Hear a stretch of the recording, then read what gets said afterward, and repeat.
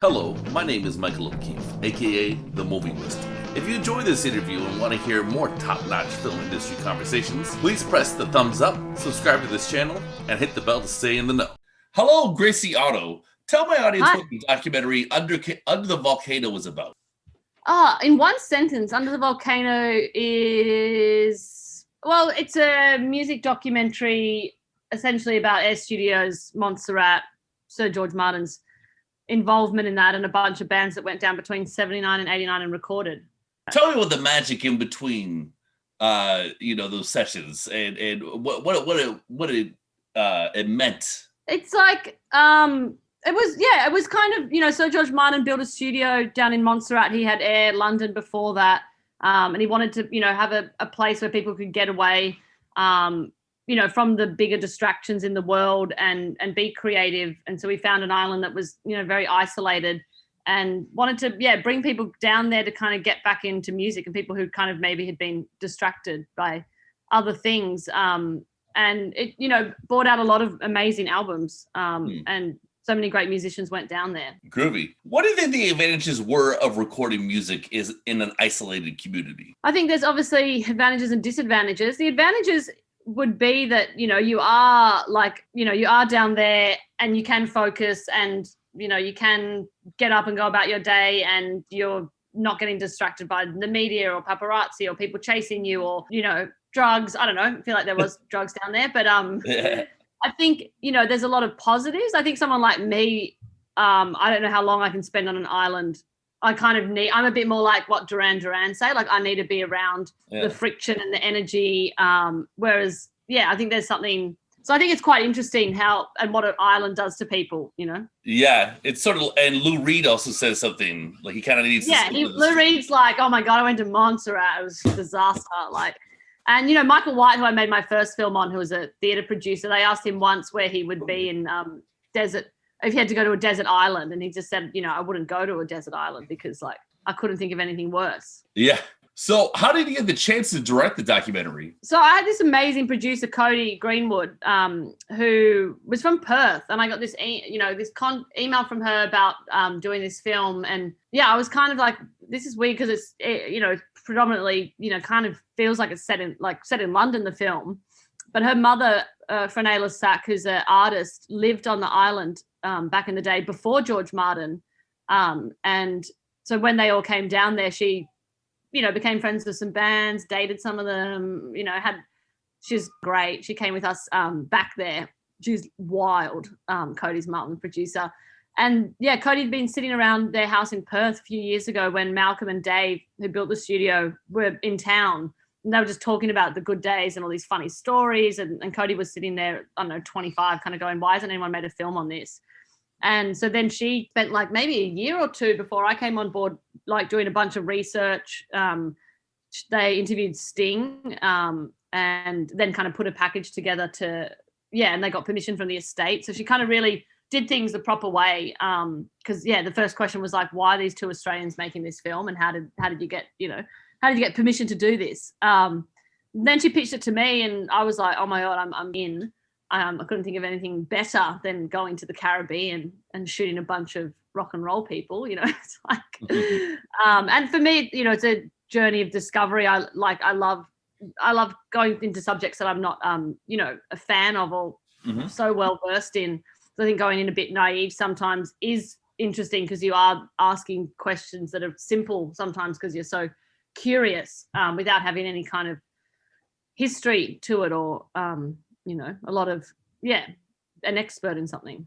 Nice. You can sort of soak it in a bit more objectively, maybe, or from another perspective. Yeah. But, sometimes I go in really naive, and I said to Andy Summers, because I say at the start of interviews, oh, can you just tell me who you are and what band you're in? And he's like, I'm Andy Summers and I'm in the Police. And I was like, no, I know.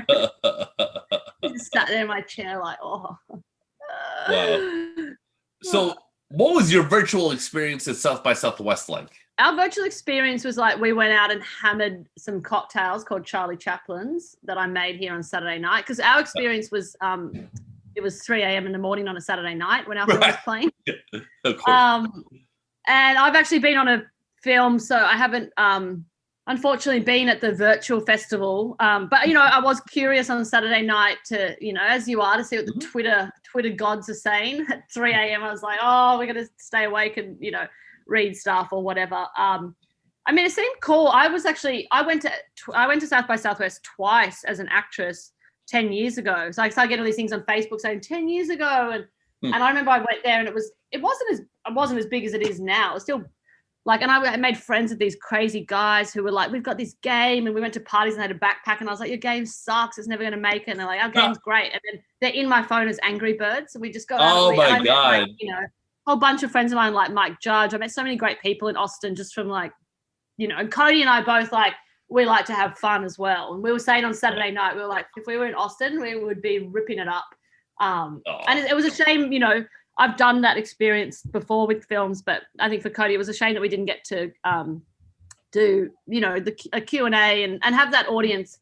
This is an audience film. That's what I was worried about with people reviewing it. It's like, oh, sometimes it's going to be watching on their laptop at midday, wherever they are, you know, and how, anyway, but yeah, so it sucks. But all we wanted to do was like go to South by Southwest. So, you know, it's great that we got to virtually go. Oh, those are some good stories from previous years. What's Mike Judge like? He's good. He's fun. Yeah. He's probably pretty low key, right? Actually, I have a little breakfast show on YouTube, and he's in that. And someone found it the other day and was like, "What the hell is this?" He makes pancakes. It's like I just turn up at people's homes and they have to cook me breakfast, and we did one with him. But I met a whole bunch of people down there. 10 years ago that I'm still friends with to this day. It was like we went out this one night to this bar. It was like a secret bar where you could just have whatever you wanted. Yeah. And you'd make a donation or something. And there was like, my friend Tom, who was like the editor of South Park. There was a whole bunch of us and like this girl who went missing for years and like, anyway, so many long stories. But I feel like you always get to meet so many cool people at film festivals. And I was always very good at that. So it sucks. Yeah. I can tell. Tell me, who were some of the musicians you were most excited to talk to for this documentary? One of my favorite interviews was Stuart Copeland. Just because we got there and his assistant was like, Stuart's doing a musical and, you know, everyone can be quiet and, you know, smell weed and, you know, it's just like chilling in there. And then started the interview and he talked like a million miles an hour like I do. And I said to him, do you have ADD? And I apologized after. And he's like, no, it's fine. We like totally do. He's like squeaking on his chair, like hitting the drums. And it was like 8 o'clock in the morning. I really liked interviewing him. I liked interviewing Martin Knopfler because I felt like that was a long road to get him in the film. And one of our last interviews. And then I loved interviewing like the chef, Tappy, because we found him in Boston and he'd never been to LA and we were like, do you want to come to LA? So he came for like 5 days and we hung out with him and just hearing all his stories from kind of that perspective was just amazing. I mean, Mick Jura was like, there's some interview subjects that you just go, oh my God, thank you so much. You have literally answered every question in the most eloquent way. And I could use this as the whole backbone to the film. You know, like there's some people who are just so good at interviews and there are some people who just really suck. But definitely. I hear you. So what kind of music do you like to listen to personally? I have a really eclectic mix of, like I really like weird like Turkish dance music or it sounds dumb that I'm like interested in everything. But some of these songs, I mean, actually there was a song that I always loved because Neil Dorsman, who was a record producer on Dire Straits, I didn't know the Dire Straits Brothers in Arms album like most people would. And so when I interviewed him and he told me about this song Right Across the River and he was saying how he went up, because I thought back in the day I probably would have been a record producer if I was around in those days. And he went up, you know, and recorded because there were so many amazing jungle sounds when you the first day you wake up and you just go, where am I and what are these animals? Like you feel like you're in the middle of like this place. And and I kept on saying to our sound guy, get up there in the morning, get up the mountain and go get some sounds. And Neil had gone up there and recorded all this like amazing stuff. Anyway, and I loved the song Right Across the River. And then Cody's dad, who's like, you know, pretty big music buff, was like, dude, that song, like no one knows that song. Like you can't have that song in the film, like if you don't have money for nothing. And I was like, but Right Across the River is like just interesting because all the sounds of the island are on it and it was made there. And so that became one of my favorite songs, probably the only song I wish that was in the film. And I really had a big love for Elton John making the film.